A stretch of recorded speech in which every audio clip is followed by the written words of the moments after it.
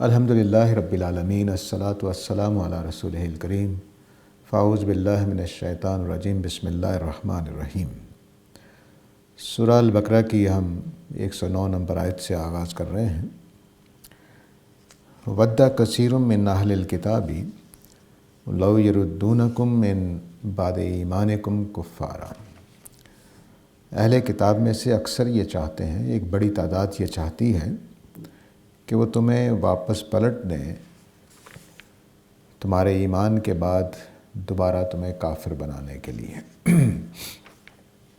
اب جو پیچھے 2-3 نشستوں میں ہم نے چیزیں دیکھیں، اس میں اس کی وجہ اللہ تعالیٰ بتا رہے ہیں کہ یہ جبرائیل علیہ السلام سے جو دشمنی تھی اور اس طرح کی چیزیں اور جو جادو کرنے کی کوشش کی اور یہ کچھ کیا، وہ سارا کچھ کس لیے تھا؟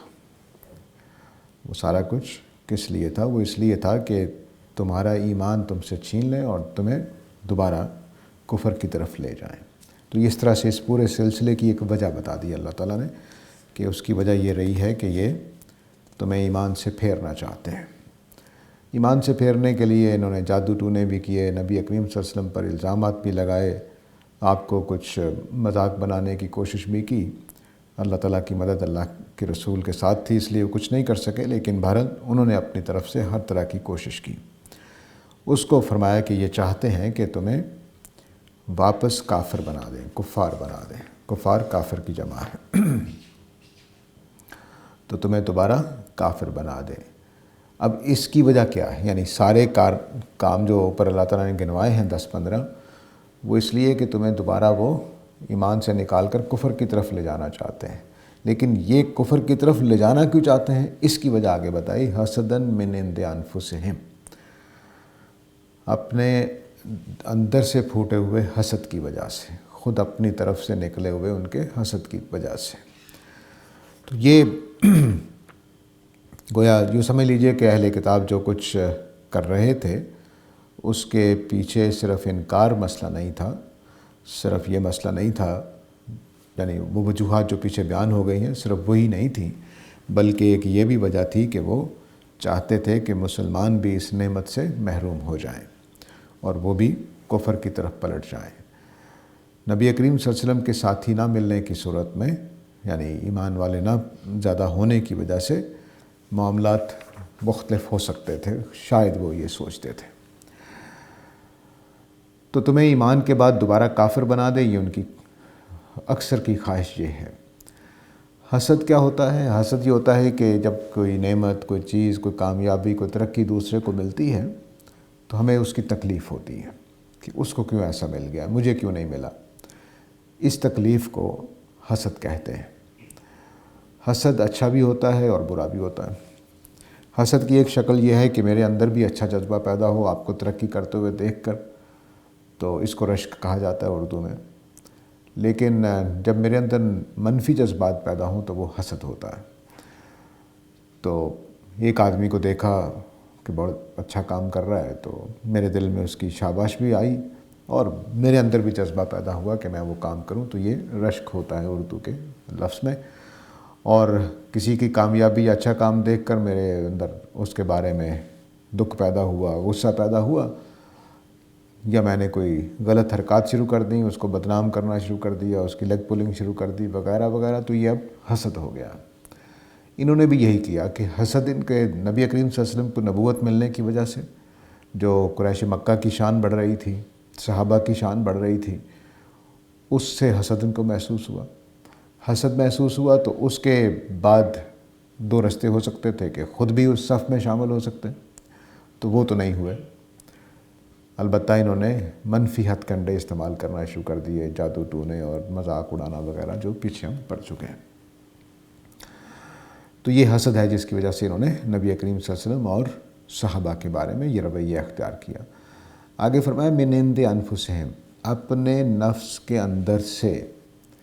اس کا مطلب یہ ہے کہ مسلمانوں کی طرف سے کوئی قصور نہیں تھا، یا اللہ کی طرف سے کوئی ایسی چیز نہیں تھی کہ یہ حسد پیدا ہوتا ہے، یہ ان کے اپنے اندر ہی خرابی تھی، یہ تھے ہی حاسد۔ حاسد ہونے کی وجہ سے یہ دیکھیے، حسد کی کئی وجوہات ہیں۔ حسد کی ایک بڑی وجہ تکبر ہے۔ تکبر کیا ہوتا ہے؟ جھوٹ موٹ کا بڑائی کا احساس، جھوٹا بڑائی کا احساس۔ تو جب کوئی آدمی مجھ سے بڑا کام کر رہا ہو اور میں اپنے آپ کو سمجھتا ہوں کہ میں بڑا ہوں، کام وہ بڑوں والے کر رہا ہے، تو میرے اندر میری انا کو ٹھیس پہنچتی ہے۔ جب میری انا کو ٹھیس پہنچتی ہے کہ اچھا وہ آگے نکل گیا، میں پیچھے رہ گیا، جبکہ بڑا تو میں ہوں، تو یہ آدمی کے اندر پھر وہ حسد والی جو جیلسی ہے وہ پیدا کر دیتا ہے۔ تو تکبر کو، حسد ہمیشہ متکبرین کو ہوتا ہے، خواہ وہ محروم ہوں یا کامیاب ہوں، دونوں صورتوں میں حسد ہو سکتا ہے۔ حسد کی ایک بڑی وجہ محرومی بھی ہوتی ہے بعض اوقات، کہ میں ایک کام نہیں کر پا رہا، دوسرے نے کر لیا ہے، اگر وہ بھی کر رہا ہے میں بھی کر رہا ہوں تو بس کمپٹیشن ہو جائے گا، لیکن حسد کے جذبات اتنے پیدا نہیں ہوں گے۔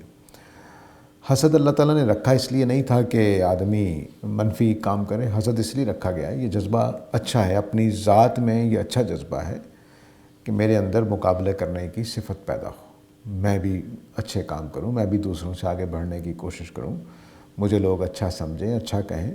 یہ جو جذبات اندر رکھے ہوئے ہیں یہ منفی ہو جائے تو حسد ہو جاتا ہے، ورنہ یہ مقابلے کی فضا پیدا کرتا ہے اور آدمی کے لیے ترقی کے راستے کھولتا ہے، بڑے کام کرنے کے راستے کھولتا ہے۔ کتنے ہی کام ایسے ہوئے ہوں گے دنیا میں کہ جس میں دوسرے سے آگے نکلنے کی کوشش میں ایسا ہوا ہوگا۔ تو وہ جذبہ اس معنی میں بہت اچھا جذبہ ہے حسد کا، لیکن ہم اس کو غلط استعمال کر لیتے ہیں۔ جتنے بھی جذبے ہیں، غصہ ہو، نرمی ہو، نفرت ہو، دوسرے کو حقیر سمجھنا ہو، جتنے بھی یہ جذبے ہیں یہ رکھے گئے تھے اچھے کاموں کے لیے، یہ برے کاموں کے لیے نہیں رکھے گئے تھے۔ تو مثلا نفرت اس لیے رکھی گئی تھی کہ باطل سے نفرت کی جائے، گمراہی سے نفرت کی جائے، فحاشی اور عریانی اور منکر اور بری چیزوں سے نفرت کی جائے، لیکن ہم اپنے بہن بھائیوں سے کرنے لگ جاتے ہیں، ہم حق سے نفرت کرنے لگ جاتے ہیں۔ تو یہ جو نفرت کا جذبہ ہے یہ ہم غلط استعمال کر لیتے ہیں۔ نفرت اچھی چیز ہے جب وہ غلط بات سے ہو، غلط رویے سے ہو، برے لوگوں سے ہو، تو یہ جائز چیز ہے۔ لیکن ہم اچھے لوگوں سے نفرت کرنے لگ جائیں یا انسانوں سے نفرت کرنے لگ جائیں تو یہ بری چیز ہو جاتی ہے۔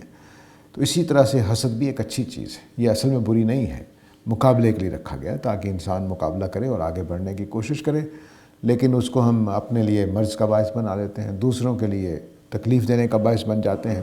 اس وقت یہ سمجھیے کہ بیماری کی شکل میں، برائی کی شکل میں۔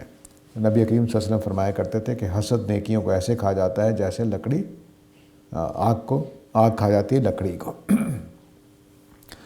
تو یہ مطلب کیا ہے؟ یہ اصول دین کا اپنی جگہ پہ سمجھ رکھیے کہ نیکیاں برائیوں کو کھاتی رہتی ہیں، برائیاں نیکیوں کو کھاتی رہتی ہیں۔ یہ دو معنی میں جملہ سمجھنا چاہیے۔ ایک یہ مثلاً کہ میں نے آج نماز پڑھی تو مجھے 10 نمبر مل گئے، ٹھیک ہے، تھوڑی دیر بعد میں نے جھوٹ بول دیا تو 5 منفی نمبر مل گئے، تو 5 رہ گئے، باقی نماز کے نمبر 5 کم ہو گئے، ٹھیک ہے۔ تو سارا دن اس طرح سے ہوتا رہتا ہے، نیکی کروں گا تو پھر بڑھ جائیں گے، برائی کروں گا تو پھر کم ہو جائیں گے۔ تو بیلنس جو اینڈ پہ قیامت والے دن سامنے آئے گا وہ میرا آخری بیلنس ہوگا کہ میں نے نیکیاں کی 2 کروڑ، برائیاں کر لیں 5 کروڑ، تو اللہ معاف کرے دوزخی ہو جاؤں گا۔ اور اگر میں نے 2 کروڑ نیکیاں کی تھی اور 50 لاکھ کوئی گناہ کیے تھے تو کامیابی کا امکان پیدا ہو گیا۔ اب اس میں نبی کریم صلی اللہ علیہ وسلم نے اتنی بشارت دی ہے کہ ایک کانٹا اٹھانے کے برابر بھی نیکی بچ گئی تھی، یعنی جتنی نیکیاں کی اتنی برائیاں بھی کر لی ہوئی تھیں، لیکن آخری وقت میں خدا کی خاطر آخرت کے لیے میں نے ایک کانٹا اٹھا کے رکھ دیا تھا، تو اب ایک نیکی بچ گئی تو جنت میں جانے کا امکان پیدا ہو جائے گا۔ یہ بشارت اس طرح سے دی گئی ہے۔ تو نیکیاں برائیوں کو کھاتی رہتی ہیں، ایک اس معنی میں کہ اعمال نامے میں ان کا جو اجر لکھا ہوا ہے وہ کم اور زیادہ ہوتا رہتا ہے، وہ ایک دوسرے کا، نیکیاں برائیوں کو کھا جاتی ہیں، برائیاں نیکیوں کو کھا جاتی ہیں۔ ایک دوسرے معنی اس کے یہ ہیں کہ مثلاً میں نے کہا جی آج سے میں جھوٹ نہیں بولوں گا، میں نے پکا عہد باندھا، تو اب میرا یہ عہد کہ میں سچ بولوں گا، جھوٹ کی برائی کو کھا جائے گا، میرے اندر ختم ہو جائے گی۔ تو جب میں کوئی نیکی اپناتا ہوں تو ایک برائی ساتھ ختم ہوتی ہے۔ یہ دونوں معنی میں مطلب ہے کہ برائیاں نیکیوں کو کھاتی ہیں، نیکیاں برائیوں کو کھاتی ہیں۔ تو جب میں برائی شروع کر دیتا ہوں تو نیکیاں ختم ہونا شروع ہو جاتی ہیں میرے عمل میں سے۔ تو یہ دونوں پہلو ہیں۔ تو حسد کو مقابلے کی اندر تبدیل کر دینا چاہیے تو جائز ہے، مقابلے کے اندر نہیں، آپ کی ذہنی بیماری کی صورت میں ظاہر ہو گیا ہے، یا دوسروں کے آپ برائی کرنے لگ گئے ہیں، دوسروں کے ساتھ کوئی برے پلان کرنے لگ گئے ہیں، تو یہ حسد بیماری بن جائے گی۔ تو فرمایا کہ حسدن من عند انفسہم، اس میں نہ اللہ کا قصور تھا، نہ صحابہ کا قصور تھا، نہ نبی کریم صلی اللہ علیہ وسلم کا قصور تھا، یعنی ان کی طرف کوئی سبب نہیں تھا۔ دنیا میں بھی عام بھی زندگی کے اندر ایسا ہوتا ہے کہ ہم نے کچھ نہیں کہا ہوتا لیکن دوسرا اپنے حسد کی وجہ سے خود برباد ہو رہا ہوتا ہے۔ تو حسد کرنے والے کو نقصان ہوتا ہے، جس کے بارے میں حسد کیا جا رہا ہے اس کو کوئی نقصان نہیں ہوتا۔ یہ ایسے ہی خام خواہ لوگ خیال کر لیتے ہیں کہ حسد کرنے سے مجھے نظر لگ جائے گی یا کچھ ہو جائے گا، میں تو نظر لگنے کا قائل بھی نہیں ہوں۔ اصل چیز ہوتی ہے کہ وہ اقدامات کرنے لگ جائے، کوئی آپ کی بدنامی کا باعث بنے، کوئی الزام لگا دے، کوئی آپ کی لیگ پولنگ شروع کر دے، آپ کو کوئی مارنے کی کوشش کرے، یہ کچھ نتائج نکل سکتے ہیں، لیکن وہ آدمی کرے گا، اس کے حسد سے کچھ نہیں ہوتا۔ اس کے حسد کرنے سے حاسد خود بیمار ہو جاتا ہے، اس کے اندر خود بیماریاں آ جاتی ہیں۔ تو سب سے پہلا حاسد کو جس کے اندر حسد پیدا ہو رہا ہو، سب سے پہلے یہ جائزہ لینا چاہیے کہ کہیں وہ متکبر تو نہیں ہے۔ اگر وہ متکبر ہے تو اپنے تکبر کا علاج کرنا چاہیے اور حسد ختم ہونا شروع ہو جائے گا۔ دوسری چیز یہ سمجھنی چاہیے حاسد کے لیے کہ وہ خدا کے فیصلوں کو تسلیم کرنے والا بنے۔ ایک صلاحیت اللہ نے مجھے دی ہے، ایک صلاحیت آپ کو دی ہے، میں آپ کی صلاحیت پہ حسد کرنے لگ جاؤں تو اپنی بھی کھو بیٹھوں گا۔ مجھے وہ صلاحیت اللہ نے نہیں دی، اللہ کا فیصلہ۔ یہ اس طرح کی بات ہے جیسے آگے سورہ نساء وغیرہ میں آئے گا کہ ان چیزوں کی تمنا نہ کیا کرو جو میں نے دوسرے کو فضیلت دے رکھی ہے۔ تو ان کی تمنا اگر ہم کرنے لگ جائیں تو کام خراب ہو جائے گا۔ کسی کو خوش شکل بنایا ہے، کسی کو لمبے قد کاٹ والا بنایا ہے، کسی کو صاحب علم بنایا ہے، کسی کو ریاضی میں اچھا بنایا ہے، کسی کو مصوری میں اچھا بنایا ہے، کسی کو شاعر بنا دیا ہے، تو یہ اللہ نے تقسیم کر دی ہے بہت ساری چیزیں۔ اس کو تسلیم کر لینا چاہیے کہ مجھے اللہ نے ایک صلاحیت نہیں دی تو کوئی بات نہیں ہے، مجھے اللہ نے کچھ اور صلاحیتیں دی ہوئی ہیں، میں ان کو استعمال کرتا ہوں، اس میں آگے بڑھنے کی کوشش کرتا ہوں۔ تو یہ دوسرا کام کرنا چاہیے۔ پہلا کام یہ کہ اپنے تکبر کا جائزہ لینا چاہیے، کہیں میں متکبر تو نہیں ہوں، اور دوسرا یہ جائزہ لینا چاہیے کہ میرے اندر کی جو صلاحیتیں ہیں وہ کیا ہیں، اور اللہ کا جو فیصلہ ہے اس کو قبول کر لینا چاہیے۔ اللہ کے فیصلے ہیں، اس لیے میں تقدیر کو 2-3 پہلوؤں سے سمجھایا کرتا ہوں۔ اس میں ایک پہلو یہ ہے کہ تقدیر میں جو کچھ لکھا ہوا ہے وہ ہونا ہی ہونا ہے آپ کے ساتھ، وہ ہونا ہے۔ تو اس میں میرا امتحان یہ ہے کہ اس تقدیر کے ہر لمحے پر میں تقدیر کے جو بھی واقعات ہو رہے ہیں، حادثات ہو رہے ہیں اچھے برے، اس میں رویہ کیا ظاہر کرتا ہوں۔ مثلا اللہ نے تقدیر لکھی ہوئی تھی کہ والد صاحب نے فوت ہونا ہے، ایک ٹائم پہ ہو گئے، اب میں نے کیا رویہ اختیار کرنا ہے والد صاحب کے فوت ہونے پر؟ کیا میں خدا سے شکوہ کرنے لگ جاؤں، ایمان کو چھوڑ دوں، خدا کو نعوذ باللہ گالیاں دینے لگ جاؤں، کیا کروں؟ یہ وہ جگہ ہے جہاں پر پھر تقدیر اپنا جب فیصلہ کرتی ہے تو مجھے اپنا رویہ ظاہر کرنا ہے کہ میں اب کیسا انسان ہوں۔ تو تقدیر کا ایک مطلب یہ ہے کہ اللہ تعالیٰ نے میرے امتحان کے لیے یہ اتار چڑھاؤ رکھے ہوئے ہیں۔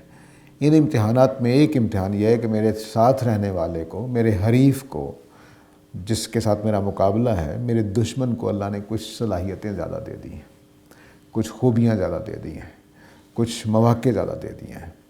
تو اب اس کے اوپر بھی اپنے آپ کو یہ سمجھنا چاہیے کہ یہ تقدیر کا فیصلہ ہے جو میرے امتحان کے لیے آیا ہے۔ تو یہ 4-5 چیزیں اگر آپ شعور کے ساتھ اختیار کریں گے تو حسد سے جان چھوٹ جائے گی۔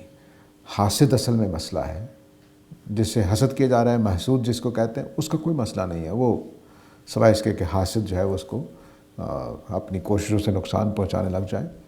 حاسد کو گناہ بھی ہو رہا ہوتا ہے اور حاسد اپنی صلاحیتوں کو بھی کھو رہا ہوتا ہے۔ اور جہاں دیکھیے کہ حسد کرنے والے ایمان سے محروم ہو رہے تھے، کتنی بڑی نعمت تھی جس سے وہ محروم ہو رہے تھے۔ وہ حسد میں کڑتے کڑتے نبی کریم صلی اللہ علیہ وسلم کے بھی خلاف ہو گئے، صحابہ کے بھی خلاف ہو گئے، قرآن کے بھی خلاف ہو گئے، جبرائیل اور میکائیل کے بھی خلاف ہو گئے، نتیجتاً اللہ کے بھی خلاف ہو گئے۔ تو حاصل کیا ہوا؟ دوزخ۔ تو اس لیے حسد میں سے نکلنا چاہیے، جتنی جلدی نکل سکیں اتنا اچھا ہے۔ اور ہمارے امت کی سطح پر بھی یہ افراد عام طور سے یہ افراد کا وصف ہوتا ہے جو حسد ہے کہ میرا آپ کا حسد ہوگا، لیکن قومی سطح پر بھی ہم حسد کا شکار ہوتے ہیں۔ اس کا اگر آپ نے مظاہرہ دیکھنا ہو تو میچز جو ہوتے ہیں کرکٹ کے اور فٹ بال وغیرہ کے، اس میں ہم دیکھ سکتے ہیں کہ جن قوموں کے ساتھ ہماری کوئی دشمنی والی کیفیت ہے وہاں ہم زیادہ تکلیف محسوس کر رہے ہوتے ہیں۔ تو وہ کیا ہے، وہ قومی سطح کا، قومی شعور کے ساتھ ایک حسد پیدا ہوتا ہے۔ اگر وہ مقابلے کی صورت اختیار کرتا ہے تو وہاں بھی جائز ہے، اور اگر وہ بیماری کی کیفیت اختیار کر جاتا ہے تو وہاں وہ ناجائز ہے۔ چنانچہ ہم اس کی وجہ سے کئی خرابیوں کا شکار ہوتے ہیں، دوسری قوموں کا نام بگاڑ رہے ہوتے ہیں، اپنے ناموں کو بڑا اچھال کر بڑا بڑا بیان کر رہے ہوتے ہیں کہ ہم شاہین ہو گئے جی، فلانے ہو گئے فلانے ہو گئے۔ یہ چیزیں اچھی علامت نہیں ہوتی ہیں۔ اچھی علامت یہ ہے کہ آپ بھی مقابلے پہ، میں بھی مقابلے، وہ بھی انسان ہے میں بھی انسان ہوں، لڑیں گے کھیلیں گے، مقابلہ ہوگا۔ تو یہ چیز سامنے رکھنی چاہیے۔ انسانوں کے اندر یہ بڑی خرابی ہوتی ہے کہ غصے کے موقع پر وہ اپنی سطح سے نیچے اتر آتے ہیں۔ مثلا اگر کوئی آدمی لڑتے لڑتے آپ کو جانوروں کی طرح کاٹنا شروع کر دے تو بحث کرتے ہوئے، تو یہ بڑی تکلیف دہ بات ہو جائے گی۔ اسی طرح کوئی انسان گالی دینے پہ آ جائے تو بڑی بری بات ہے۔ آدمی مکہ مارنے پہ آ جائے بڑی بری بات ہے۔ آدمی نام بگاڑنے پہ آ جائے بڑی بری بات ہے۔ اور آج کل تو ہم اتنے نام بگاڑ رہے ہیں سیاستدانوں کے، خاص طور سے جو 2-4 نمایاں ہیں، وہ بہت ہی بری حرکت ہے۔ نام نہیں بگاڑنے چاہیے، آپ تنقید کریں، جو مرضی کرنا ہے کریں، لیکن نام بگاڑنا، گالی دینا، جانوروں سے مشابہت دے دینا، یہ اچھے لوگوں کی بات نہیں ہوتی ہے۔ ہاں کسی بھی پارٹی کے لوگ کر رہے ہوں، یہ غلط ہے۔ تو ہمیں حسد میں اپنے معیار پر قائم رہنا ہے کہ میں ایک اچھا انسان ہوں، میں حسد میں بھی برائی پر نہیں اتر سکتا۔ تو تب بھی برائی حسد کی کافی کم ہو جائے گی، اگرچہ نکلنے کی کوشش کرنی چاہیے، جو میں نے 2-3 طریقے بتائے ہیں۔ تو فرمایا کہ یہ اہل کتاب میں سے ایک بڑی تعداد یہ چاہتی ہے کہ تمہیں دوبارہ کافر بنا دے اور تمہیں ایمان کے بعد ایمان سے محروم کر دے۔ یہ سارا کچھ وہ اس لیے کرتے ہیں کہ ان کے اندر، دلوں کے اندر حسد پیدا ہو چکا ہے۔ اور یہ حسد پیدا ہوا ہے کب؟ من بعد ما تبین لہم الحق، اس کے بعد کہ جب ان کے اوپر حق واضح ہو گیا ہے۔ یہ بڑی قرآن مجید کی بیسک تھیمز میں سے ایک تھیم ہے کہ حق واضح ہونے کے بعد اور حق واضح ہونے سے پہلے بڑا فرق ہے اللہ تعالیٰ کی نگاہ میں۔ اگر حق واضح نہیں ہوا تو آدمی مجرم نہیں ہے، حق واضح ہو گیا ہے تو آدمی مجرم ہے۔ اس لیے بار بار اللہ تعالیٰ اس طرح کے جملے بولتے ہیں، من بعد ما جاءکم العلم، علم آنے کے بعد، یعنی پکی بات واضح ہونے کے بعد۔ اور جہاں بولا ہے من بعد ما تبین لہم الحق، جب حق ان کے اوپر بالکل واضح ہو گیا ہے۔ اس سے 2-3 چیز جو ہیں وہ نکلتی ہیں اس جملے سے۔ ایک تو میں نے یہ عرض کر دیا کہ مجرم آدمی اس وقت بنتا ہے جب حق بات واضح ہو جائے، تو یہ اللہ تعالیٰ بچانا چاہتے ہیں کہ اہل کتاب مجرم ہیں اس لیے کہ حق ان پر واضح ہو چکا ہے۔ دوسری بات یہاں سے یہ نکلتی ہے کہ قرآن مجید نے اپنے پیغام کو اتنا واضح کر دیا تھا کہ وہ تبین لہم الحق کے معیار پہ آ گیا تھا۔ صرف ایسا نہیں تھا کہ چند گفتگویں ہیں، چند باتیں ہیں، پتہ نہیں صحیح ہیں کہ نہیں صحیح ہیں، تردد ہو رہا ہے، ذہنوں میں سوالات ہیں، اعتراضات ہیں، کچھ سمجھ نہیں آ رہی کیا کرنا ہے، ایسی صورت نہیں ہے۔ بلکہ ہر پہلو سے بات واضح ہو چکی تھی، سچائی اس کی ثابت ہو چکی تھی۔ اور تیسری بات یہاں سے یہ معلوم ہو رہی ہے کہ مدینہ اور خیبر کے جو یہودی تھے، انہوں نے جب انکار کیا ہے تو ان کے جرم کی نوعیت کیا تھی۔ یعنی دوسرے کا اللہ نے جس کو بیان کیا کہ اپنے بیٹوں کی طرح پہچانتے ہیں، اس وضاحت کے بعد انہوں نے انکار کیا، اتنی شاندار بات واضح ہونے کے بعد۔ اب یہ جو حالت ہے یہ مجرمانہ حالت ہے، یعنی آدمی جانتا ہو، حق بات واضح ہو گئی ہو، تو پھر آدمی حرکت کرے تو یہ اس کے اوپر سزا ہونی چاہیے۔ اور سزا کے لیے اللہ نے فیصلہ کر رکھا تھا کہ صحابہ کے ذریعے سے ہونی ہے، ٹھیک ہے، صحابہ کے ذریعے سے ہونی ہے، جس کو قرآن نے بیان کیا ہے یعذبہم اللہ بایدیکم، اللہ تعالیٰ انہیں عذاب دے گا تمہارے ہاتھوں سے۔ تو نبی کریم صلی اللہ علیہ وسلم ان رسولوں میں سے ہیں جن کے انکار کرنے والوں کو آسمان سے سزا نہیں آئی بلکہ صحابہ کے ہاتھوں سے ملی۔ حضرت موسیٰ کے ساتھی بھی ایسے ہی تھے۔ تو اب واضح سی بات ہے کہ جرم تو ثابت ہو چکا ہے کہ انہوں نے حق بات واضح ہونے کے بعد انکار کیا، لیکن اللہ تعالیٰ ابھی ان کو مہلت دینا چاہتے ہیں، اس لیے فرمایا کہ ابھی تم نے ان کے خلاف تلوار نہیں اٹھانی ہے۔ سورہ توبہ تک نازل ہونے تک یہ روکا گیا تھا۔ تو فرمایا فاعفو واصفحوا، ان سے درگزر کرو اور چشم پوشی کرو۔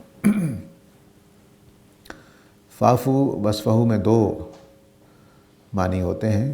وعفو کا مطلب ہوتا ہے پردہ ڈال دینا، اور واصفحوا کا مطلب ہے چشم پوشی کرنا، یعنی آپ نے مثال کے طور پر اپنے بیٹے کو کوئی بری حرکت کرتے دیکھا تو آپ نے ایسے تاثر دیا کہ دیکھا ہی نہیں، یہ واصفحوا کا مطلب ہوتا ہے۔ واصفحوا دراصل چہرے کی ٹکیہ کو ہٹانے کو کہتے ہیں۔ ہمارے چہرے کی 3 ٹکیاں ہیں، دائیں بائیں اور سامنے، اس کو صفحہ کہتے ہیں۔ صفحہ جو ہمارا یہ ورک بھی ہوتا ہے وہ اسی طرح ہمارے 3 صفحے ہیں چہرے کے، ایک یہ۔ تو سامنے والا صفحہ ہے چہرے کا، اس کو ایسے کر لینا یا ایسے کر لینا، یہ صفحہ ان ہے۔ میں نے اپنے چہرے کو وہاں سے ہٹا لیا، میں نے اپنی نگاہ کو وہاں سے ہٹا لیا۔ تو یہاں پر یہ اسی معنی میں ہے کہ تم ان کو درگزر کرو اور چشم پوشی کرو۔ حتیٰ یاتی اللہ بامرہ، یہاں تک کہ اللہ اپنا فیصلہ صادر کر دے، اللہ اپنا فیصلہ لے کر آ جائے۔ یہ فیصلہ سورہ توبہ میں نازل کیا گیا کہ وہ اہل کتاب جو دین حق کو دین نہیں مان رہے اور اللہ کے اوامر و نواہی کو نہیں مان رہے، ان کے خلاف تم قتال کرو گے اور یہاں تک کہ وہ جزیہ دینے لگ جائیں اور تمہارے ماتحت ہو جائیں۔ سورہ توبہ کی غالباً 29 نمبر آیت ہے۔ تو فرمایا کہ ان کو اس ٹائم تک، جب تک کہ اللہ کا فیصلہ نہیں آ جاتا، تم اپنے ہاتھ رو کے رکھو گے، ان کو سزا نہیں دی جائے گی۔ ان اللہ علی کل شیء قدیر، اور ان کی جو حرکتیں ہیں اس سے نہیں گھبراؤ کہ کوئی مسئلہ ہو جائے گا، کوئی نقصان ہو جائے گا، نہیں، اللہ تعالیٰ ہر چیز پر قدرت رکھتا ہے، تو وہ جب چاہے گا فیصلہ دے دے گا اور تمہارے لیے ساتھ یہ برا نہیں کام کر سکیں گے۔ تو اب یہ جو قانون رسالت ہے اس کا ایک پہلو یہاں پر واضح ہو رہا ہے۔ قانون رسالت کا مطلب یہ ہے کہ جب کسی قوم میں کوئی رسول آتا ہے تو اس رسول کے آنے کے بعد جب حق بات واضح ہو جاتی ہے اور قوم انکار کر دیتی ہے پھر بھی، تو پھر ان کے اوپر اللہ کی طرف سے سزا آتی ہے۔ یہ سزا آسمان سے بھی آ سکتی ہے، اور یعنی زلزلہ آ گیا، طوفان آ گیا، کوئی سیلاب آ گیا، اور صحابہ کے ہاتھوں سے بھی آ سکتی ہے۔ تو اس سزا کا یہاں بیان ہو رہا ہے کہ ان کو سزا تو ملنی ہے، اب واضح ہو گیا ہے، لیکن ابھی تم ان کو درگزر کرو۔ اور جو یہ ریشہ دوانیاں کر رہے ہیں، فتنے فساد پیدا کرنے کی کوشش کر رہے ہیں، جن میں سے پیچھے گزر چکا جادو کرنا اور مجلسوں میں آ کر کچھ مذاق اڑانے کی کوشش کرنا اور عجیب و غریب قسم کے سوالات کرنا، یہ سارا کچھ جو کچھ وہ کر رہے ہیں، اس سے نہیں گھبراؤ۔ ان اللہ علی کل شیء قدیر، اللہ تعالیٰ ہر چیز پہ قدرت رکھتا ہے، تو تمہیں گھبرانے کی ضرورت نہیں ہے۔ ان کی سازشیں، ان کے حرکتیں تمہیں نقصان نہیں پہنچائیں گی۔ یہ اللہ تعالیٰ کا ایک قاعدہ ہے جس کو سمجھ لینا چاہیے۔ دنیا کا نظام یعنی 2 دھاری بنایا گیا ہے۔ دنیا کا نظام 2 دھاری بنایا گیا ہے، جس کو قرآن نے بیان کیا ہے کہ کل شیء خلقنا کل شیء زوجین، ہم نے ہر چیز کے جوڑے بنائے۔ اس کا کیا مطلب ہوتا ہے؟ اس کا مطلب یہ ہوتا ہے کہ ہر چیز کے اندر 2 رخ نکلیں گے، ہر چیز کے اندر 2 پہلو ہوں گے، ہر چیز کے 2 حصے ہوں گے۔ مثلا ابھی ہم نے حسد کے اوپر بات کی، حسد اچھا بھی ہے، برا بھی ہے۔ وہ حسد جو رشک پیدا کرتا ہے اور مقابلے کی فضا پیدا کرتا ہے، اچھا ہے، اور وہ حسد جو رشک نہیں بلکہ حسد جیلسی پیدا کرتا ہے اور میرے اندر برے اقدامات کو جنم دیتا ہے، وہ برا ہے۔ تو حسد کے بھی 2 پہلو ہو گئے۔ تو اس طرح سے جتنے بھی دنیا میں مشکلات آتی ہیں وہ تکلیف دے رہی ہوتی ہیں، ساتھ فائدہ دے رہی ہوتی ہیں۔ ہر مشکل جو بھی آئے، خواہ وہ کانٹا ہی چبھنا کیوں نہ ہو۔ نبی کریم صلی اللہ علیہ وسلم ایک دفعہ ایک صحابی کی تیمارداری کے لیے گئے، تو وہ بخار تھا ان کو، تو بخار کو برا بلا کہہ رہے تھے، تو نبی کریم صلی اللہ علیہ وسلم نے فرمایا کہ بخار کو گالی نہ دو، یہ تو بندہ مومن کے لیے فائدے کی چیز ہے کہ بندہ مومن کو کانٹا بھی چبھتا ہے تو اس کے عوض میں گناہ جھڑ جاتے ہیں اس کے، لیکن ظاہر ہے کہ اس بیماری کو یا اس تکلیف کو وہ اس رخ میں لے کہ اللہ تعالیٰ نے میرے اوپر یہ ایک تکلیف نازل کی ہے تو اے اللہ میرے گناہ جھاڑ دے، تو بندہ مومن کے لیے وہ گناہوں کے جھاڑنے کا باعث بن جاتا ہے۔ تو ہر حادثے کے ساتھ یہ چیز تو جڑی ہوئی ہے کہ اگر میں ایمان کے ساتھ اور آخرت کی نیت کے ساتھ صبر کے ساتھ کسی مشکل میں سے گزر جاؤں تو میرے گناہ جھڑیں گے، یہ تو ہے ہی۔ لیکن دوسری چیز جو اس کے ساتھ جڑی ہے وہ آزمائش ہے کہ ہر مشکل اور ہر آسانی آزمائش ہے، یہ دو لازمی چیزیں ہیں۔ یعنی مشکلات نے میرے گناہ جھاڑنے ہیں اگر میں صبر اور ایمان کے ساتھ اس کو برداشت کر جاتا ہوں، ہر مشکل نے میرا امتحان بننا ہی بننا ہے، ہر آسانی نے میرا امتحان بننا ہی بننا ہے، تو میں نے امتحان دینے کی نگاہ سے ان کو دیکھنا ہے کہ اب یہ جو مشکل آئی ہے میرا کیا امتحان پیش نظر ہے، ثابت قدمی کا ہے، نیکی پر قائم رہنے کا ہے، کوئی جذبات کے ابھارنے کی انگیز کرنے کا موقع پیدا ہو گیا تو اب میرا کیا مسئلہ ہے کیا نہیں ہے، تو ان چیزوں کو کنٹرول کرنا یہ ضروری ہے۔ اسی طرح یہ جو مشکلات آتی ہیں ہمارے اوپر، یہ ہمارے اندر صبر، ہمارے اندر استحکام، پختگی، سمجھداری، بصیرت، پتہ نہیں کیا کچھ پیدا کرتی ہیں۔ بظاہر دیکھنے کو ہوتا کہ آپ کو تکلیف ہو رہی ہو، لیکن اندر ہی اندر وہ بہت بے شمار تبدیلیاں لے آتی ہیں کہ آپ ایک مشکل سے گزر کر زیادہ تجربہ کار ہو گئے۔ مثلا اگر آپ نے صبر کرنا چاہا تو صابر ہو گئے آپ، تو یہ مشکلات ہمارے اندر دانائی، بصیرت، سمجھ پیدا کرتی ہیں۔ میں نے بعض بچوں کو دیکھا ہے کہ وہ ابتدائی عمر میں جب پہلی دفعہ بیمار ہوتے ہیں تو بیماری کے بعد زیادہ سیانے محسوس ہوتے ہیں کیونکہ وہ ایک چیز میں سے گزر گئے، اب وہ تکلیف ان کو پتہ چل گئی تکلیف کیا ہوتی ہے۔ تو اسی طرح تجربات سے آدمی سیکھتا ہے، ہر تجربہ کچھ نہ کچھ سکھاتا ہے۔ تو جتنی مشکلات ہیں ان میں دو چیزیں تو لازم ہیں، دو چیزیں لازم ہیں کہ میری آزمائش کے لیے آئی ہیں، اور دوسرا یہ ہے کہ اگر تکلیف ہے تو گناہ لازماً جھاڑے گی اگر میں نے ان کو خدا کی خاطر قبول کر لیا، سہ گیا تو۔ لیکن اس کے ساتھ بے شمار اور فائدے ہیں، وہ میرے اندر دانائی، بصیرت، سمجھ، صبر کی صفات، حوصلہ پیدا کرتی ہیں۔ ایک آدمی سیلاب میں سے گزر کے اب اس کو سیلاب کو اتنا ڈر نہیں رہے گا اگلی دفعہ جب آئے گا، کیونکہ وہ ایک دفعہ گزر گیا۔ تو اس طرح سے بہادری پیدا ہوتی ہے، دانائی پیدا، تجربہ کاری پیدا ہوتی ہے۔ یہ ساری مشکلات ہمارے اندر بے شمار چیزیں پیدا کر دیتی ہیں۔ تو اس لیے فرمایا کہ تم ان مشکلات سے نہیں گھبراؤ، میں ان کو ہونے دے رہا ہوں، تو اس کی وجہ یہ ہے کہ تمہیں اس کا فائدہ ہوگا۔ مثلا صحابہ کا ایمان پختہ ہوا، آخری صورتوں میں جا کے آپ کو معلوم ہوگا کہ ان سارے اعمال میں سے گزر کر قرآن مجید کہتا ہے کہ کیا میں نے تمہارا دل کھول نہیں دیا؟ یعنی نبی کریم صلی اللہ علیہ وسلم کو قرآن کے بعض مخفی پہلو ان حادثات کی وجہ سے سامنے آئے، یہ مطلب ہے اس کا کہ جب آپ گزرتے تھے کسی کیفیت میں سے، کسی یہودی کے اعتراض، کسی قریشی کے اعتراض، کسی اذیت کے اندر سے کوئی صحابی گزرتے تھے تو ایمان کی پختگی پیدا ہوتی تھی، ساتھ ساتھ قرآن کے بعض پہلو عملی طور پر نظر آ رہے ہوتے تھے کہ اچھا یہ پہلو، اچھا یہ مطلب ہے، اچھا اس کا مطلب یہ ہے۔ تو یہ چیزیں جو ہیں یہ ان مشکلات میں صحابہ، اس لیے صحابہ ہم سے بہتر ہیں کہ وہ ان مشکلات میں سے گزرے جو قرآن کے نزول کے زمانے میں ہو رہی تھی۔ تو آیتوں کے بعض پہلو، آیتوں کے بعض مقاصد وہ واضح ہوتے چلے جائیں۔ اب یہ جو اللہ تعالیٰ نے کہا کہ تم ابھی ٹالے رکھو، اور سورہ توبہ پر جا کر آیتیں وہ نازل ہوئیں کہ اب ان کے ساتھ کیا کرنا ہے، تو اس کے دوران میں جو کچھ ہوا ہوگا وہ صحابہ کو فوراً نگاہ میں آئے گا، ہو ان فائدوں کی وجہ سے اللہ تعالیٰ نے ہمارا ہاتھ اس وقت روک دیا تھا۔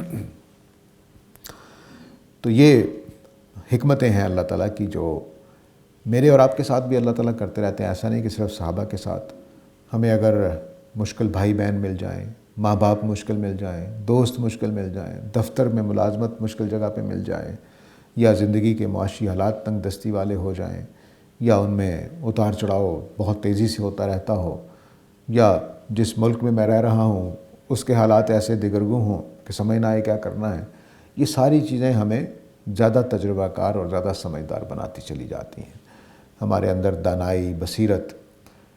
ایک اور چیز میرے تجربے میں ہے کہ جو دیہاتی لوگ ہوتے ہیں وہ زیادہ گہری سوچ والے ہوتے ہیں، اور جو شہری لوگ ہوتے ہیں وہ کم گہری سوچ والے ہوتے ہیں۔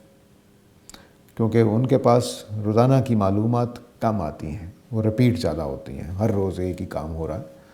شہروں میں ہر روز نئی نئی معلومات آتی رہتی ہیں، تو دیہاتی آدمیوں کو سوچنے کا موقع ملتا رہتا ہے، شہری لوگوں کو سوچنے کا موقع کم ملتا ہے۔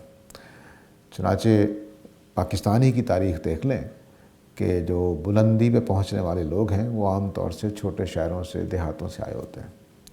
لاہور اور کراچی خود بڑے لوگ پیدا نہیں کرتے ہیں، یہ بڑے لوگوں کو کھینچ لاتے ہیں۔ یہ سارے بڑے لوگوں کو اٹھا کر دیکھ لیے، چھوٹے شہروں کے ہوں گے یا دیہاتوں کے ہوں گے۔ تو وہ جو اب وہاں کی محرومی جو ہے وہ کتنی بڑی نعمت بن گئی کہ آپ کو سوچنے والا انسان بنا دیا، گہرائی سے چیزوں کو دیکھنے والا انسان بنا دیا۔ ان کی زبان دانی بڑی اچھی ہوتی، کیونکہ وہ زبان کے جس سادہ جگہ پر بیٹھ کے اس کو سیکھ رہے ہوتے ہیں، وہاں پر اب ہمارے پاکستان میں جو شہروں کی فضا ہے، اس میں انگریزی، اردو، پنجابی، مثلا پنجاب میں رہتے ہوئے، لاہور میں رہتے ہوئے یہ تینوں زبانیں آپ کی، تو کسی زبان کا بھی آدمی ماہر نہیں ہوتا۔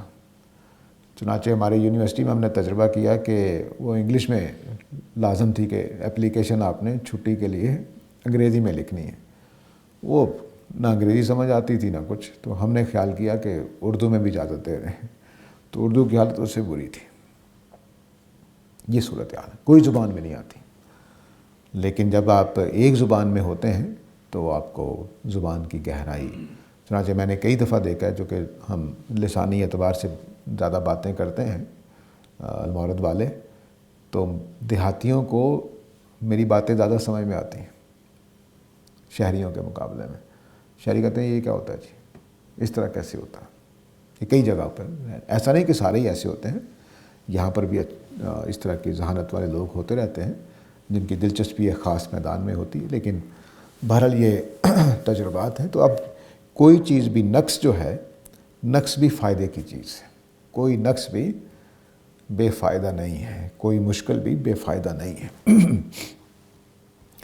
تو یہاں پر ان اللہ علی کل شیء قدیر کے اندر یہ بات پوشیدہ تھی کہ بھئی وہ برائیاں تمہارے ساتھ کر رہے ہیں تو کوئی مسئلہ نہیں ہے، ابھی تم ہاتھ روکے رکھو، ان کو معاف کرو، اللہ تعالیٰ ہر چیز پر قدرت رکھتا ہے، ان کے ہاتھوں سے تمہیں کوئی ایسا نقصان نہیں ہوگا کہ جو صرف نقصان دہ ہو، اور جب اللہ نے سزا دینی ہے دے دیں گے، یہ ان کے اللہ کے قابو سے نہیں نکل سکیں گے۔ یہ ساری تسلی اس کے اندر موجود ہے۔ قرآن مجید کے جو لسانی مشکلات ہیں اس میں یہ ایک نمایاں ترین مشکل ہے کہ جملہ ایک ایسا بول دیا جائے گا جس سے خود بخود ساری باتیں واضح ہو جاتی ہیں کہ بات کیا ہو رہی ہے۔ تو اللہ تعالیٰ ہر چیز پر قدرت رکھتا ہے۔ یہ جملہ تسلی کا بھی ہوتا ہے، دھمکی کا بھی ہوتا ہے۔ کافروں کے لیے جملہ سختی کا ہے کہ اللہ تعالیٰ ہر چیز پر قدرت رکھتا ہے، تمہاری گردن توڑ سکتا ہے، تمہیں ذلیل اور رسوا کر سکتا ہے۔ یہی جملہ مومنین کی تسلی کا باعث کہ یہود سے کیا ڈرنا، اللہ تعالیٰ ہمارے ساتھ۔ تو اس طرح سے یہ جو جملے ہیں یہ بھی دو، یہاں پہ یہ جملہ بھی دو معنی رکھتا ہے، دھمکی بھی اور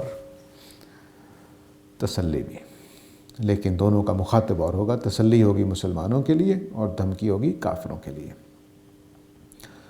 اب فرمایا کہ تم، یہ جو یہود ہیں یہ تمہیں، ان کی اکثریت ایک بڑی تعداد جو ہے وہ تمہیں ایمان سے ہٹا کر کافر بنانا چاہتی ہے اپنے حسد کی وجہ سے، جو ان کے اپنے دلوں کا روگ ہے، اپنے دلوں کی بیماری ہے، اور یہ حسد اس صورت میں کر رہے ہیں اور تمہیں کافر بنانے کی کوشش اس صورت میں کر رہے ہیں کہ حق ان پر بات واضح ہو چکی ہے، تو اب اپنے ہاتھ روک کے رکھو اور ان کو کچھ نہیں کہو۔ اللہ تعالیٰ جب فیصلہ کریں گے تو اس وقت تمہیں اجازت دے دیں گے ان کو سزا دینے کی، اور اس وقت تک کے لیے گھبراؤ نہیں، کیونکہ اللہ تعالیٰ ہر چیز پر قدرت رکھتا ہے۔ اب بتایا کہ تم نے ایمان نہیں کھو دینا ہے، ان کی سازشوں کے نتیجے میں اپنا ایمان بچا کے رکھنا ہے، تو اس لیے فرمایا وَأَقِیمُوا الصَّلَاةَ وَآتُوا الزَّکَاةَ، لہٰذا نماز پڑھتے رہو اور زکوٰۃ دیتے رہو۔ ایسا نہ ہو کہ تم یہود کی باتوں میں آ کر دین چھوڑ بیٹھو، یہ نہیں ہونا چاہیے۔ یہ تو تمہیں کافر بنانا چاہتے ہیں، لیکن تم اپنے دین پر قائم رہو، نماز پڑھتے رہو، زکوٰۃ دیتے رہو۔ نماز اور زکوٰۃ جو ہے یہ بڑی دین کی ان احکام میں سے ہے کہ جو کئی جگہوں پہ اللہ تعالیٰ نے اس کو استعمال کیا ہے۔ یہود و نصارہ سے کہا کہ جب تک تم نماز پڑھتے رہو گے، زکوٰۃ دیتے رہو گے تو میں تمہیں غلبہ دیے رکھوں گا۔ نبی کریم صلی اللہ علیہ وسلم نے قریش کو یہی کہا کہ تمہیں امامت حاصل رہے گی جب تک تم نماز پڑھتے رہو گے، زکوٰۃ دیتے رہو گے۔ ایک طرف یہ صورتحال ہے، تو یہاں اب یہ کہ یہ نماز پڑھتے رہو گے، زکوٰۃ دیتے رہو گے، تمہارا ایمان بچ کے رہے گا، ایمان بچا رہے گا اگر تم نماز پڑھتے رہو گے، زکوٰۃ دیتے رہو گے۔ اس کا مطلب کیا ہوا؟ اس کا مطلب یہ ہوا کہ یہ دوا کی طرح ہے، دوائی کی طرح ہے۔ نماز اور زکوٰۃ صرف یہ نہیں کہ ایمان بچانے کا ایک طریقہ ہے، بلکہ یہ دوا کی طرح بھی ہے، کوئی بیماریاں بھی دور کرتی ہیں، جس کو قرآن نے بیان بھی کیا ہے کہ ان الصلاۃ تنہیٰ عن الفحشاء والمنکر، کہ نماز برے کاموں سے روکتی ہے۔ تو یہ دوائی کی طرح ہمارے اوپر اثر انداز ہوتی ہے، یہ ایک معالجہ بھی ہے، علاج بھی ہے۔ تو جب بھی مشکلات زندگی میں پیش آئیں تو نماز کا سہارا پکڑنا چاہیے۔ جب بھی مشکلات آئیں زندگی میں، مشکلات ٹالنے کے لیے نہیں، ایمان باقی رکھنے کے لیے۔ ہمارے ہاں یہ بڑا مسئلہ ہو گیا ہے کہ ہم نے دین کو دنیا کے فائدے کی چیز بنا دیا۔ نماز پڑھو رزق میں برکت آئے گی، نماز پڑھو فیل نہیں ہوگے، نماز پڑھو فلاں کام ہو جائے گا، نماز پڑھو تنگی نہیں آئے گی۔ یہ کوئی کسی جگہ بھی قرآن و سنت سے ثابت نہیں ہے۔ حدیثیں البتہ بعض روایات بنا لی گئی ہیں، لیکن قرآن مجید اس سے خالی ہے کہ اللہ نے کہا ہو کہ نماز پڑھو تو میں تمہیں رزق دوں گا، خالی ہے، کہیں بھی نہیں ہے۔ تو نماز پڑھنے سے، روزہ رکھنے سے، زکوٰۃ دینے سے دنیا کا کوئی فائدہ ہوتا ہے؟ ہرگز نہیں، یہ اللہ کا وعدہ نہیں ہے۔ اللہ کرنا چاہیں تو کر دیتے، لیکن اللہ کا یہ وعدہ نہیں ہے کہ نماز پڑھو گے تو مشکلیں نہیں آئیں گی، نماز پڑھو گے تو رزق کھلے گا، کوئی وعدہ نہیں ہے۔ اس لیے نماز اس لیے نہیں پڑھنی چاہیے، بلکہ اس لیے پڑھنی چاہیے کہ میرا ایمان محفوظ رہے، میں کل قیامت والے دن خدا کے ہاں نمازی قرار پاؤں۔ تو نماز اور زکوٰۃ آخرت کے لیے دینی چاہیے، دنیا کا کوئی فائدہ ہو یا نہ ہو، بلکہ وہ پیش نظر ہی نہیں ہو، نیت کے مطابق ہی عمل ہونے۔ اگر آپ دنیا کی نیت کاموں کے لیے نماز پڑھیں گے تو وہ ہو جائیں گے، آخرت میں پھر اجر سے محروم رہ جائیں گے۔ تو آخرت کے لیے نیکی کرنی چاہیے۔ ہمارے ہاں ایک جملہ بولا جاتا ہے کہ نیکی کوئی کام ہے، مصیبت سے نکلے نا کوئی نیکی کام آ گئی، وہ خدا کا خوف کا، خدا نے فضل کیا ہے۔ نیکی کام نہیں آنی، یہیں ضائع کر دینی ہے، آخرت کے لیے محفوظ رکھنی چاہیے۔ تو یہ یہاں کا تصور ہے کہ نیکی کام آ گئی ہے، آخرت کے لیے نیکی کمانی چاہیے، اور اصل میں نیکیوں کا ریوارڈ آخرت میں ہی ملنا ہے۔ دنیا کی سب سے نیک ہستی محمد صلی اللہ علیہ وسلم تھے، اور آپ ہی نے اپنے بارے میں فرمایا کہ میں سب سے زیادہ ستایا گیا۔ تو آپ کی نمازیں تو آپ کے کام نہیں آئیں اس معنی میں کہ قریش مکہ نے نہ تنگ کیا ہو، یہود نے نہ تنگ کیا ہو، مذاق نہ اڑایا ہو، آپ کی باتوں کی نافرمانی نہ کی ہو، سب کچھ ہوا ہے آپ کے ساتھ۔ تو نمازیں اس طرح کی چیزوں سے نہیں روکتی ہیں۔ فاقے بھی آیا، 10 دن تک چولہا نہیں جلا آپ کے گھر میں، یہ بھی ہوا۔ اور سیدہ عائشہ کہتی ہیں کہ ہم 2 کالی چیزوں پر گزارا کرتے تھے، پانی اور کھجوریں۔ تو اس کا مطلب یہ ہے کہ نماز کا مقصد یہ نہیں ہے، نماز اس لیے نہیں آتی کہ اللہ کے نیک ترین انسان کو مشکلات کا سامنا ہوا، بیماریاں بھی ہوئی ہیں، چوٹیں بھی لگی ہیں، سب کچھ ہوا ہے۔ آپ کا احد میں جہاں پہ تیر لگ گیا تھا اور زرہ کی ٹوٹ کے اندر گھس گئی تھی تو چوٹ آئی، اور عبیدہ بن الجراح نے جب دانتوں سے کھینچ کے نکالی تو دانت ٹوٹ گئے ان کے۔ تو یہ سب کچھ ہوتا رہا ہے۔ ایسا نہیں ہے کہ نمازوں نے آپ کی تکلیفیں بچا لیں، آپ کی بیماریاں بچا لیں، ایسا نہیں ہے۔ نمازیں اصل میں آخرت کے لیے ہیں۔ اور نبی کریم صلی اللہ علیہ وسلم پوچھا گیا آخری وقت میں، تو انہوں نے کہا رفیق الاعلیٰ، اللہ کے پاس جانا چاہیے، یہاں کیا ہے؟ کچھ بھی نہیں۔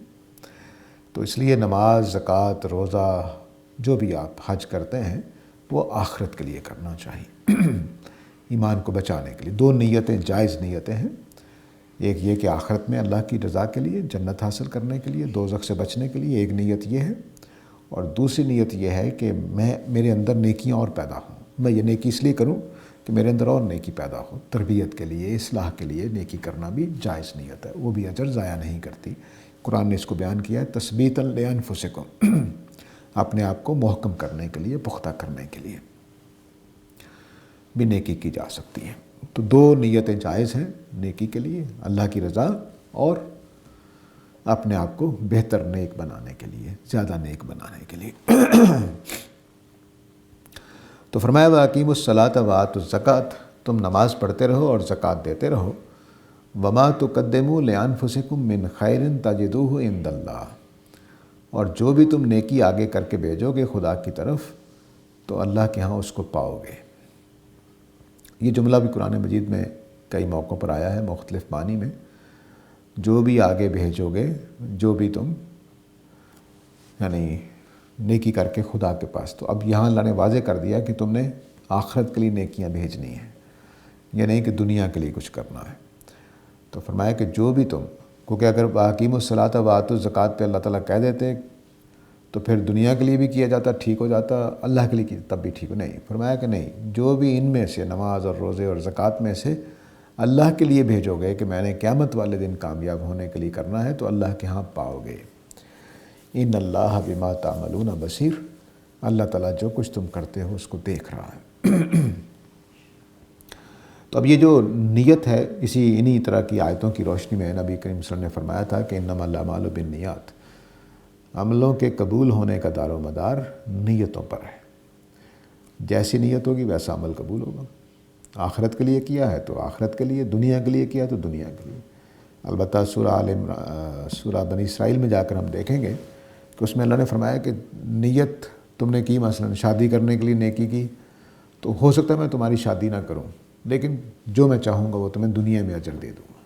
لیکن وہ جو آپ نے جس نیت کے لیے کیا وہ لازم نہیں ہے کہ ملے، لیکن دنیا میں مل جائے گا بہرحال اجر اس کا. تو اس لیے جو نیکیاں ہیں ان کو آخرت کے لیے ہی کرنا چاہیے اور آخرت کے لیے سنبھال کے رکھنا چاہیے. دنیا میں نیکیوں کا اجر ملتا ہی نہیں ہے، حقیقت یہی ہے. جو کچھ آپ کو مجھے مل رہا ہے وہ اللہ نے تقدیر میں لکھ رکھا ہے، وہ ملنا ہی ملنا ہے. نہ برائیوں سے اس میں کوئی کمی ہوتی ہے، نہ نیکیوں سے اس میں کوئی اضافہ ہوتا ہے. یہ پلے باندھ لینی چاہیے بات. ہمارے ہاں یہ ثواب دارین کا جو تصور ہے وہ یہاں ہی کی پیداوار ہے. البتہ صحابہ کے ساتھ اللہ کا ایک اور وعدہ تھا کہ نبی کریم صلی اللہ علیہ وسلم کا ساتھ دو گے تو تمہیں میں خلافت دوں گا، دنیا میں بادشاہت دوں گا. وہ ان کے ساتھ وعدہ تھا خاص، وہ پورا کر دیا گیا. لیکن ابو بکر صدیق کی نمازوں کا ثواب آخرت میں ملے گا. حضرت عمر کی اور عبد الرحمن بن عوف کی جو خیرات اور زکوٰۃ تھی وہ ان کا ثواب آخرت میں ملے گا. لیکن جو نبی کریم صلی اللہ علیہ وسلم کا ساتھ دیا اس کی وجہ سے ان کو خلافت ملی، وہ اللہ کے وعدے کے مطابق. تو فرمایا کہ جو کچھ بھی تم آگے بھیجو گے یعنی خدا کے حضور، یہ اللہ کے ساتھ ہم ادھار کرتے ہیں. یا اللہ میں نے نماز پڑھی ہے، قیامت والے دن اجر لوں گا. اس کو وما تقدموا سے لفظوں سے بیان کیا. جو تم اپنے لیے خدا کے حضور پیش کرتے ہو، جو تم اپنے لیے خدا کے حضور پیش کرتے ہو تو خدا کے ہاں اس کو پاؤ گے. آخری صورتوں میں غالباً مدثر ہے یا قیامہ ہے، اس میں جا کر یہ واضح کیا ہے کہ اس سے بہتر پاؤ گے. اور سورہ البقرہ میں آگے چل کر بات واضح ہوگی کہ 700 گنا تک جا سکتا ہے کہ جو نیکیاں ہم نے کی ہیں، ایک نیکی کی ہے تو 700 گنا اس کا اجر مل سکتا ہے. اور یہ قانون کے مطابق ہے. اس میں ہمارا خلوص، اس میں ہماری جو کام کرنے کا، نماز پڑھنے کی ہم نے وقت لگایا، جو اہمیت دی، جو توجہ کے ساتھ پڑھی، پورے اہتمام کے ساتھ پڑھی، جلدی جلدی پڑھ کے فارغ نہیں ہو گئے، ٹائم لگا کر آہستہ آہستہ آرام کے ساتھ پڑھی، اتنا ثواب بڑھتا چلا جائے گا. اور قانون کے مطابق 700 گنا تک چلا جائے گا. پھر مزید فرمایا سنزید المحسنین، قانون کے مطابق جو ملنا تھا وہ دینے کے بعد نیک لوگوں کو ہم اور بھی دیں گے. جو مخلص ہوں گے، آخرت کے لیے جیتے ہوں گے، ان کے لیے ہم مزید بھی اجر کر دیں گے. ان اللہ بما، اب یہ تسلی کی بات جملہ ہے کہ جو کچھ تم کر رہے ہو اللہ اس کو دیکھتا ہے تو پورا پورا اجر دے گا. ہم جتنی بھی نیکیاں کرتے ہیں یہ فکر ہوتی ہے کہ پتہ نہیں دیکھا کہ نہیں دیکھا. اللہ تعالیٰ نے فرمایا نہیں، جو کچھ تم کرتے ہیں میں اس کو جانتا ہوں، دیکھتا ہوں. ہم دنیا میں نیکی کرتے ہوئے لوگوں کو دکھاتے ہیں. دکھاوا اللہ کو کرنا چاہیے، دنیا کو نہیں. اللہ کو کہیں گے یا اللہ میں نے نماز پڑھ لی ہے تو میرا ثواب لکھ لے. اے اللہ میں نے یہ روزہ رکھ لیا ہے، ثواب لکھ لیجئے. نبی کریم صلی اللہ علیہ وسلم روزہ کھولتے ہوئے شاید گرمیوں میں کیونکہ دوا کے الفاظ ایسے ہیں کہ جو موسم گرما کے لگتے ہیں کہ ذهب الظمأ وابتلت العروق، پیاس چلی گئی اور رگیں تر ہو گئیں وثبت الاجر، اور اجر لکھا گیا۔ تو یہ جو کلمات ہیں یہ بتا رہے ہیں کہ بندہ مومن نیکی کر کے اپنا حق خدا سے مانگ سکتا ہے کہ یا اللہ میں نے نماز پڑھ لی ہے، میرا ثواب لکھ دیجیے۔ تو خدا کو دکھاوا کرنا چاہیے، لوگوں کو نہیں، وہاں سے لیکن اللہ کو دکھاوا کرنے کی ضرورت نہیں ہے، وہ دلوں کے حالات تک کو جانتا ہے، لیکن بہرحال ہمارا جو دکھاوے کا جذبہ ہے وہ خدا کی طرف اس کو موڑ دینا چاہیے۔ اسی کو وما تقدموا لانفسکم، کہ جو اللہ کے لیے بھیجو گے، اپنے لیے اللہ کے حضور بھیجو گے، اس کو اللہ کے ہاں تم پوری طرح سے پاؤ گے۔ اچھا ٹائم ہو چکا ہے، یہاں پہ بات کو روک لیتے ہیں جی۔ وآخر دعوانا الحمدللہ رب العالمین۔